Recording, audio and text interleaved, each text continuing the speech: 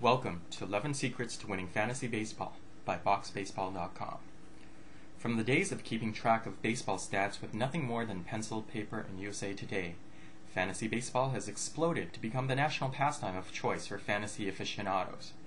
As a whole, fantasy sports are a $1.65 billion industry as of 2006, with fantasy baseball a good chunk of that. The growth of the internet has led to numerous innovative takes on fantasy baseball, including box baseball, among others. It's not uncommon to find fantasy managers who actively participate in multiple leagues every season. For example, they may have one Yahoo AL League, one CBS Sportsline League, and a couple of box baseball simulation leagues. The following tips are tried and true pieces of advice that have helped the writers win multiple fantasy baseball championships in the toughest of leagues. Secret number 1. Know the rules inside and out. Each league has its own rules and settings. Not knowing how points are accrued is obviously not good. Carefully review how many positions you're allowed to have active, as that will dictate part of your draft strategy. For example, if your league requires 2 catchers, you may wish to target star catchers much earlier. If you are in an AL-only league with 12 teams that requires 5 outfielders, you will need to fill up on quality outfielders sooner rather than later. Another thing to look out for is limitations on waiver or trade transactions. I once lost a league that had a 35 maximum limit on transactions, which I hit with 2 critical weeks to go. Some weekly leagues may require you to set your lineup for the upcoming week ahead of time. If that's the case, transactions and trades need to be done in advance, looking ahead 2 weeks or so. Number 2, prepare for the draft. Knowledge is gold. Knowing before the draft roughly who you'll be targeting and who you want to avoid will prevent too much scrambling through magazines and websites during the draft. Also have a general strategy. Are you looking to win strikeout categories by drafting pitching first and foremost? Will you dominate steals and grab those studs early? Make sure to use rotowire.com and check the latest news on the player you're about to pick. There are very few feelings worse than just finding out the player you picked is out for 6 months or the entire season. Review off-season moves that might impact your target picks.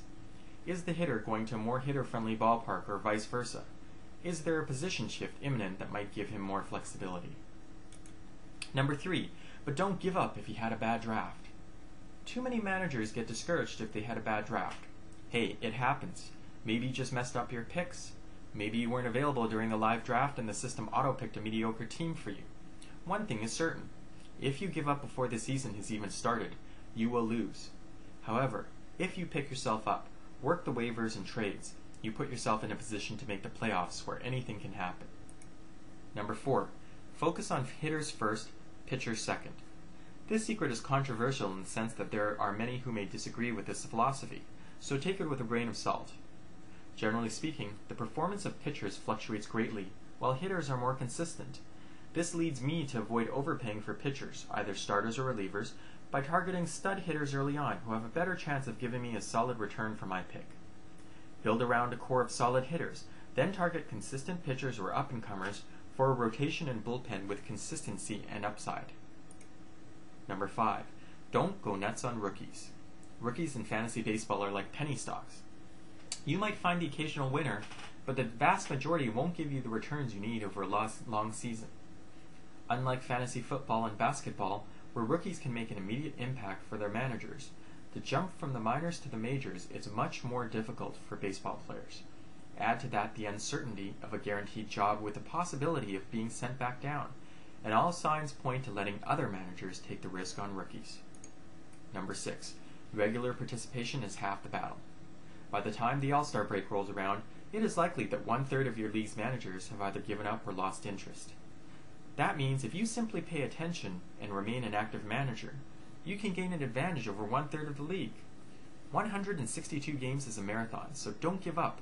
Be persistent. Number 7, work the waiver wires. Successful managers are those who have waiver savvy. They drop players whose managers gave up on them too quickly. They pick up setup men on the team when his closer goes down with an injury. They nab the unknown players who will inevitably emerge to be a fantasy force every season. One word of advice: if you are in a league which has waiver priority like Yahoo, don't waste it early. Save your priority for shot at league crossovers who get traded mid-season. Number 8, don't give up on players too quickly. April is always the most interesting month. Impatient managers may get antsy and start jettisoning star players who get off to a slow start. Don't be too hasty to give up on a player with a strong track record of success. Conversely, watch the waiver wires for gems that get dropped. Number 9. Follow baseball news regularly. Make it a point to visit rotowire.com a few times a day and read up on the latest baseball news.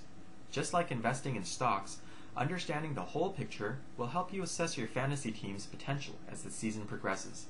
Knowing which closer is struggling and may lose his job enables you to go after the setup man who may soon step into their shoes.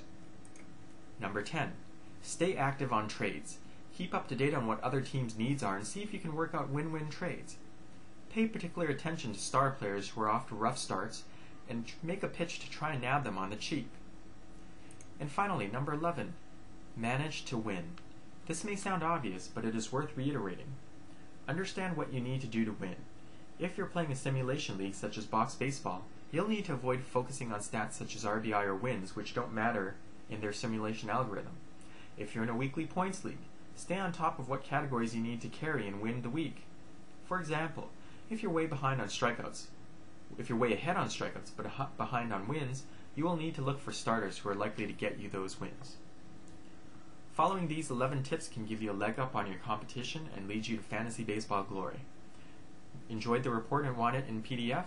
Find it at www.boxbaseball.com. Box Baseball is the ultimate fantasy baseball simulation game.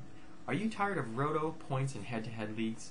Box Baseball's true simulation algorithm integrates all aspects of baseball for the most realistic simulation. Imagine using stats such as ballpark effects, spray zones, plus-minus defense from the Fielding Bible, speed scores, and more, and receive daily results. Sign up for 2009 with Box Baseball, and all managers will receive a free copy of the latest Fielding Bible, valued at $23.99. All Box League winners receive the coveted Box Championship ring, retail value of $200. So what are you waiting for?